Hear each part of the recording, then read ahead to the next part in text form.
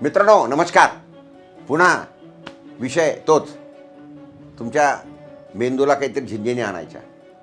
मला सांगा, शेवटी प्रगती प्रगती प्रगती आपण नेहमी म्हणतो, तर शेवटी प्रगतीची व्याख्या करावं लागेल ना. काय आहे एक लक्षात घ्या. अकोला शहर ज्याच्यात मी राहतो, 60-65च्या दरम्यान अकोल्यामध्ये एक 7-8-10 डॉक्टर असतील जास्तीत जास्त, आणि दोनच दुकानं होती औषधीची, आपलं संजीवनी मेडिकल आणि स्टार मेडिकल. आज काय परिस्थिती आहे अकोल्यामध्ये? आज अकोल्यामध्ये मला असं वाटतं की 3-4 हजार डॉक्टर असतील, एका डॉक्टरच्या मागं 2 औषधीची दुकानं, ही परिस्थिती आहे. हॉस्पिटल्स, त्यावेळेला फक्त एक चौधरी हॉस्पिटल होतं, आता किती हॉस्पिटल्स आहेत? म्हणजे मला असं वाटतं काही दिवसानंतर एक घर एक हॉस्पिटल, एक घर एक डॉक्टर, असं होईल ज्या पद्धतीने ज्या याच्यात चालू आहे. मग आता आपण ह्याला प्रगती म्हणायची का?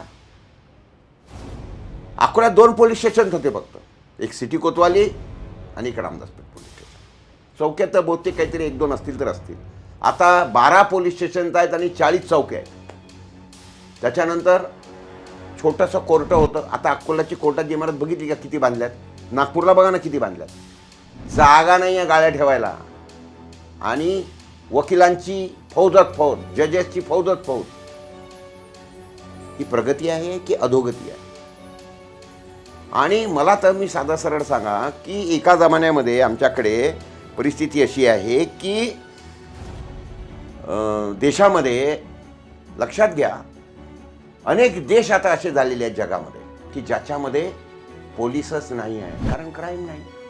मग पोलीस नाही, क्राईम नाही, कोर्टाचं काम नाही. कोर्ट नाही तर मग तुरुंग कशाला ठेवायचे? तुरुंग बंद आहेत. आमच्या भारतामध्ये तुरुंगांची संख्या वाढते, पोलिसांची संख्या वाढते, कोर्टाची संख्या वाढते.